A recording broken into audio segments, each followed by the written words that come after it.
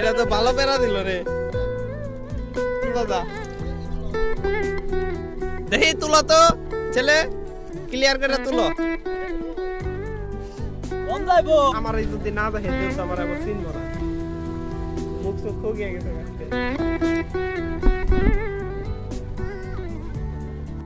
আমিও ধরছি ক্যামেরা ধরতে ধরতে আমিও ধরছি